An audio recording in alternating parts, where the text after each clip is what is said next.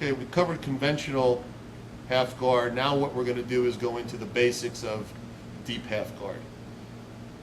Deep half guard isn't any better or any worse than half guard. It's just different. And usually it's responsive to what the guy on top's doing, as a lot of half guard is.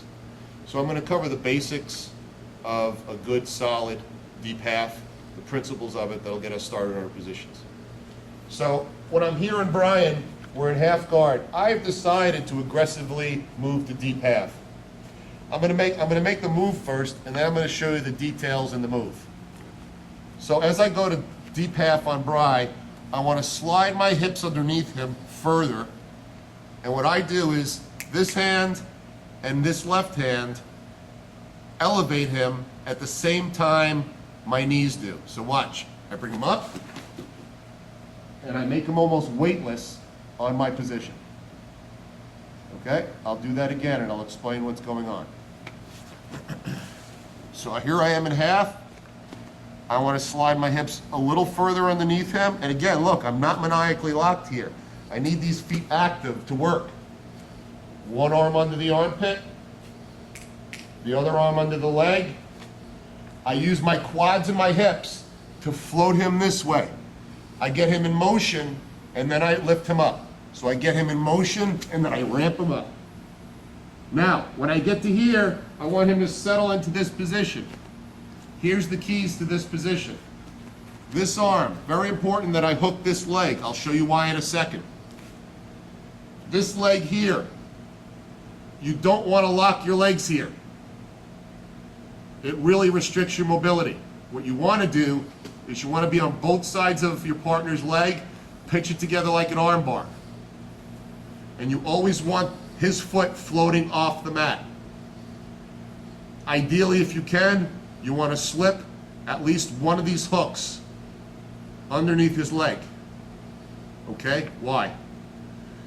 If I let Brian put his right foot down on the mat, and he's able to generate power here, and I don't have a good tight holder in here, even if I do, he can create a base and step over and pass.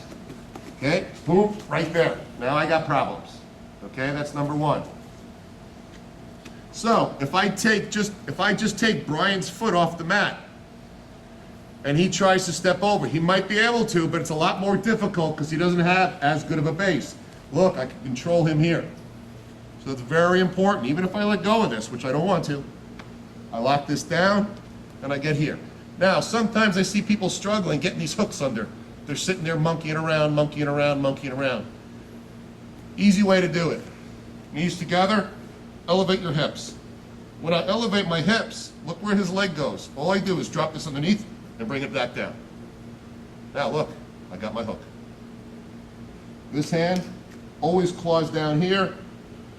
In a perfect world, if you could, grab this as a ripcord on his hip.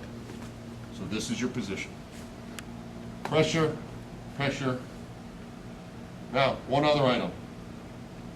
One of the tricks I've had over the years is I like using this here. But what I open up myself here for is a potential Kimura. So Brian's going to attack this hand.